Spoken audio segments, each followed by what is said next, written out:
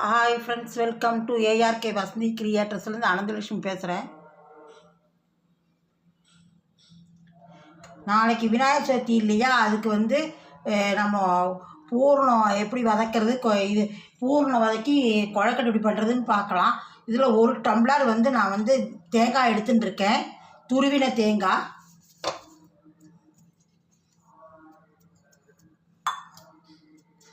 அதே டம்ளரில் 3/4 டம்ளர் வெல்லம் எடுத்துன்னு இருக்கேன்.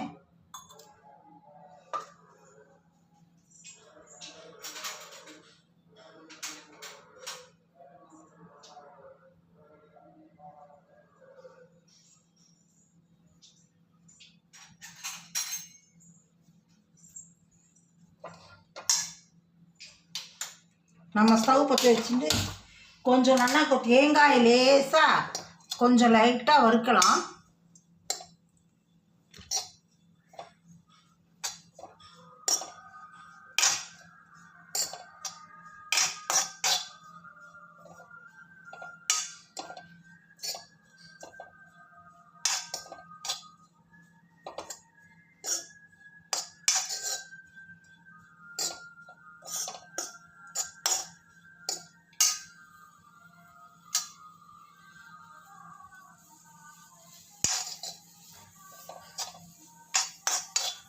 இந்த வெல்லத்தை போட்டுறேன்.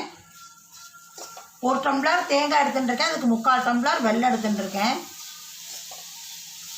தண்ணியே விட வேண்டாம், இதில் இருக்கிற வெல்லத்தில் இருக்கிற தண்ணியே விட்டுக்கும். வெல்லமே தண்ணி விட்டுக்கும்.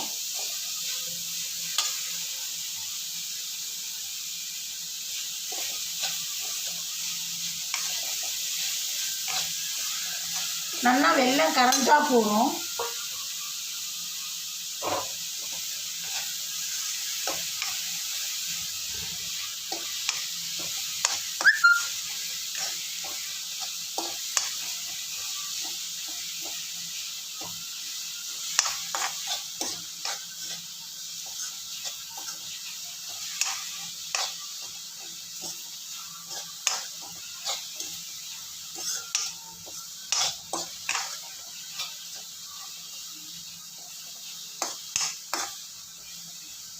காய் கொஞ்சம் இளங்காயாக இருக்கிறதுனால உங்களுக்கு துருவல் 1-2 இது விழுந்திருக்கு கட்டியாக. இல்லாட்டி நல்லா தேங்காய் முத்திரம் இருந்தால் கெட்டி காயாக நல்லா விழும், துருவல் நல்லா விழுகும், பூ மாதிரி.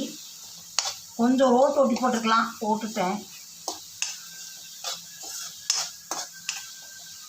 ரொம்ப கெட்டியாகக்கூடாது, கெட்டியான அப்புறம் கல் மாதிரி இறுகிக்கும். அதனால் நமக்கு ஓரளவுக்கு பிசு பிசுப்பு வந்தால் போதும்.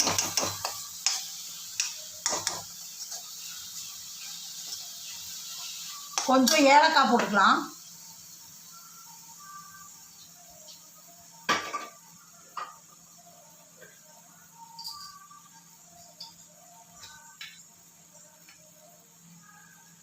ஏலக்காய் 1/4 ஸ்பூன் போட்டுக்கிறேன்.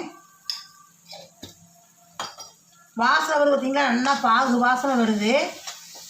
இது 2 கலர் கலரிட்டு அணைச்சிடுவோம், அப்படியே கெட்டியாக இறுகிக்கும். இதை பாருங்க, இது அப்படியே விட்டோம்னா அந்த சூட்டுக்கே ஆறிடுச்சுன்னா அப்படியே இறுகிக்கும். அடுப்பு ஆஃப் பண்ணிடலாம். கொழக்கட்டை பண்ணி காட்டுறேன். விநாயகர் சதுர்த்திக்கு கொழக்கட்டை பண்ணுறதுக்கு 2 டம்ளர் தண்ணி விட்டுருக்கேன். இந்த டம்ளரால் மாவு எடுத்துட்டுருக்கேன். 2 டம்ளர் தண்ணி விட்டுருக்கேன். இதில் 2 டம்ளர் தண்ணி விட்டு மாவை நல்லா கரைச்சி வச்சுட்டுருக்கேன். இது தண்ணி கொதி வரட்டும், தண்ணி நல்லா கொதி வரட்டும்.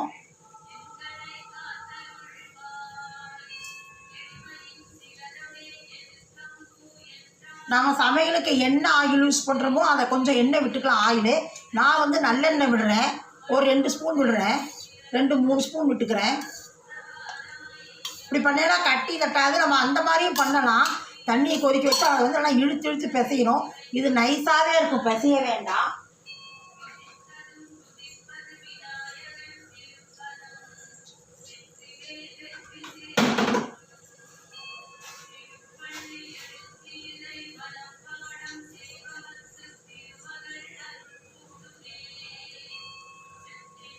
மேல் மாவுக்கு ஒரு 1/2 ஸ்பூன் உப்பு போட்டுக்கலாம், வெறும் பண்ணக்கூடாது.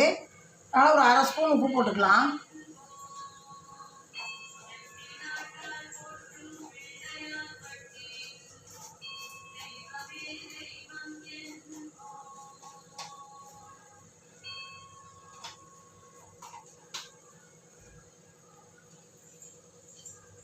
நல்லா கொதி வரட்டும். இது வந்து நான் வடைக்கு வந்து வடைப்பருப்பு ஊற வச்சுட்டு இருக்கேன்.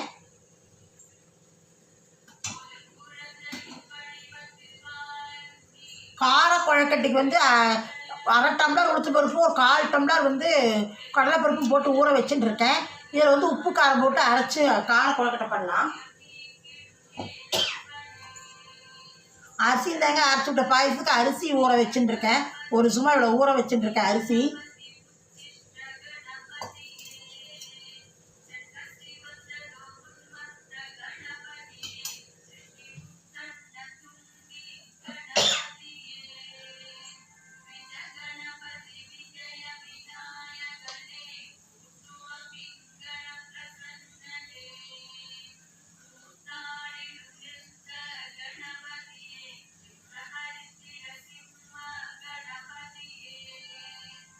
இந்த பாருங்க தண்ணி கொதி வருது.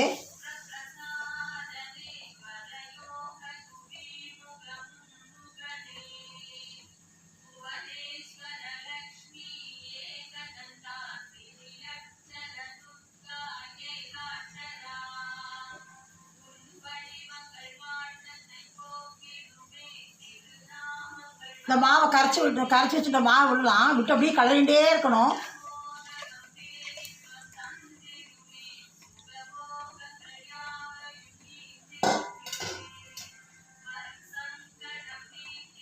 இது கலர அப்படியே வெந்துன்றோம். தண்ணி வேறு கொதிச்சுருக்கா, அது அப்படியே வெந்துன்றோம் மாவு.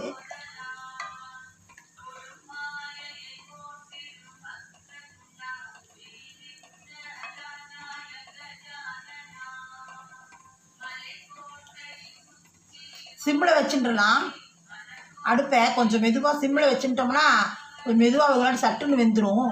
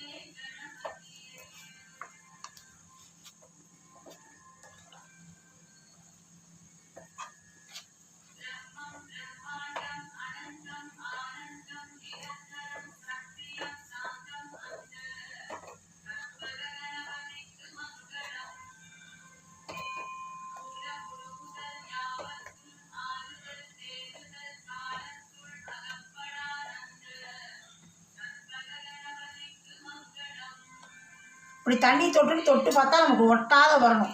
கையில் மாவு இன்னும் கொஞ்சம் வேகட்டும், கலரி விடலாம்.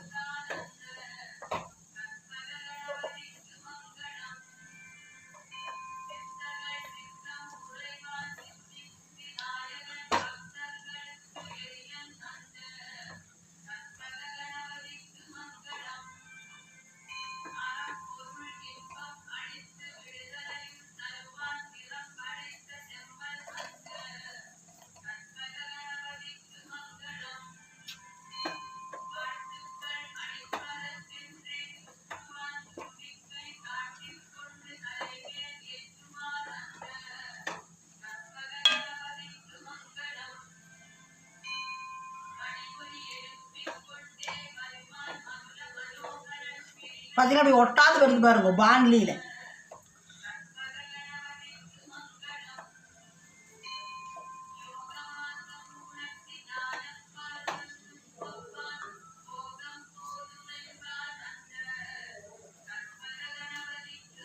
அடுப்பை அணைச்சிடலாம், ஆஃப் பண்ணிடலாம். ஒரு 2 நிமிஷம் அப்படியே இருக்கட்டும். ஒரு தட்டு போட்டு மூடி வைக்கிறேன்.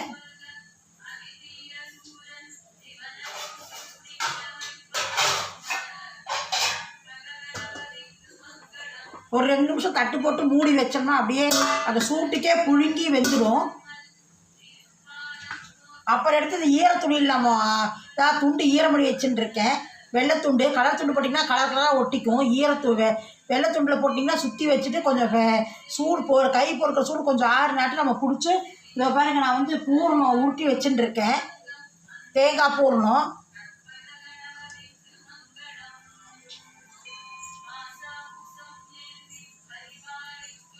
எள்ளு பூரணமும் பண்ணி வச்சுட்டுருக்கேன். இதை கொஞ்சம் சூடு ஆறுனாட்டு நம்ம இது பண்ணி காட்டுறேன், குழக்கட்டி பண்ணி காட்டுறேன். அதுக்குள்ளே இந்த இதுக்கு அரைச்சின்னு வந்துடுறேன். கார குழக்கட்டிக்கு வடக்கி அரைச்சின்னு வந்துடுறேன். கொத்துக்கடலை ஊற போட்டுருக்கேன் சுண்டலுக்கு. இதெல்லாம் வேக வச்சு பண்ணி ஒவ்வொன்றா காட்டுறேன்.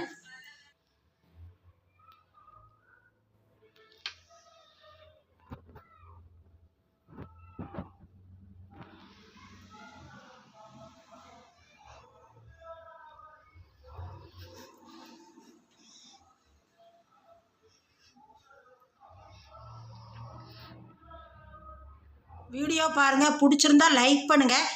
நெக்ஸ்ட் வீடியோவில் சந்திக்கலாம்.